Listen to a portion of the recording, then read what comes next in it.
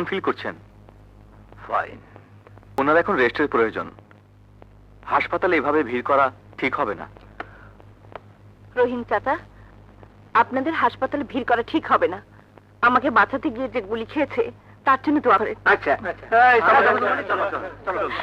আপা, তোমার কোথাও গুলি লাগেনি তো?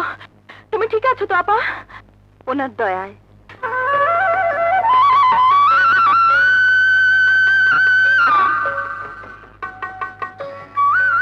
Good morning. Good morning. মায়ের কোলে যে মুন্না জন্ম নেয়, সে গুন্ডাও নয়, রংবাজও নয়। সে মানুষই জন্ম নেয়। আর মানুষ মানুষের ঘর ভাঙে না, ঘর গড়ে। ঘর ঘর তো আমারও ছিল। আমি পারি না, আমি সহ্য করতে পারি না। ওই দৃশ্য মনে পড়লে, এই নাম্বার 17 চোখে পড়লে আমি উন্মাদ হয়ে যাই। মনে হয় ওকে হাতে পেলে ওর কলিজাটা ছিঁড়ে আমি টুকরো টুকরো করে কুকুর দিয়ে খাওয়াতাম। কে কে নাম্বার 17? আজও খুঁজে পাইনি। সেই থেকে আমার মা নেই, বাবা নেই, বোন নেই, কোনো আপনজন নেই। মুন্না নামের মানুষটাও নেই। আছে মুন্না রংবাজ, মুন্না গুন্ডা। ম্যাডাম, আপনি জানেন না, সেই রাতে আপনার ঘরে রানীর সাথে কথা বলতে বলতে আপনি আবার কোথায় আঘাত করে রক্তাক্ত করে দিয়েছিলেন। আমি দুঃখিত, সত্যি আমি দুঃখিত। কিন্তু তোমার বুকের মধ্যে যে জ্বালা, সে তো ভালোবাসার জ্বালা। মায়ের প্রতি ভালোবাসা, বাবার প্রতি ভালোবাসা, বোনের প্রতি ভালোবাসা, তাকে এমন ঘৃণায় বদলে দিলে কেন?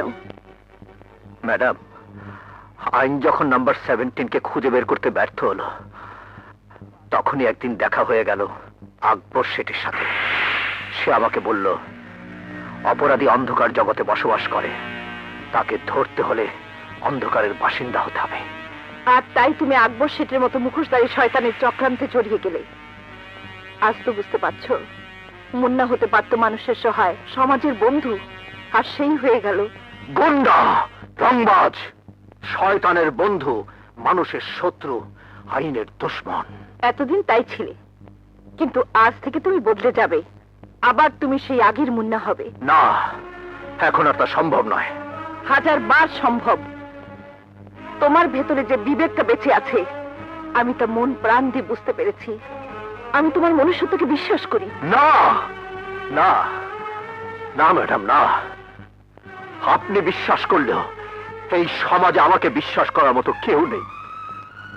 আমার জন্য সবার মনে শুধু ঘৃণা, ভয়, সন্দেহ আর আতঙ্ক। কেউ কেউ আমাকে বিশ্বাস করতে পারে না, কেউ আমাকে ভালোবাসতে পারে না, কেউ না, কেউ না। কে বলেছে? এখন এই সমাজে এমন মানুষ আছে যে নিশ্চিন্তে তোমার উপর বিশ্বাস করে, ভরসা করে, তোমাকে ভালোবাসে, তোমার জন্য ভাবে, তোমাকে